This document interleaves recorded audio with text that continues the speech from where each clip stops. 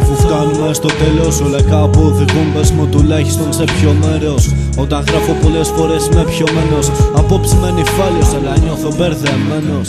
Όταν μιλάμε θέλω να με κοιτάς στα μάτια, επικοινωνούμε και χωρίς να βγάλουμε μιλιά. Όλα έλεγα είναι μαύρα από τα 17, τώρα στα 20 πολλές φορές νιώθω πιο σκατά. Αν οι μέρες μου ήταν διαφορετικές και δεν γνώριζα τώρα από έναν ξάδερφο που λες, τώρα δεν θα είχα ψυχολόγο μα πληγές που θα ήταν φανερές κι ας περνούσαν εποχές. Πολλές φορές ξεχνάω κάποιες καταστάσεις, μα δεν ξεχνάω πρόσωπα για μένα σημαντικά. Ένα βήμα πίσω κάνω πριν πάρω αποφάσεις, γι' αυτό μου έχει στοιχήσει πράγματα πάρα πολλά.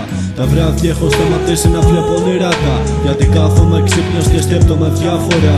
Και κάποτε γυρνούσα αν ξέρεις τα παλιά, θα άλλαζα πολλά ή θα ζούσα πιο προσεκτικά. Στη ζωή μου έκανα πολλά αλλά ήρθα αρκετά, ενώ άλλοι δεν έχουν κάνει τίποτα μέχρι τα 40. Άλλαξα τόσο που τελικά με έφυρα.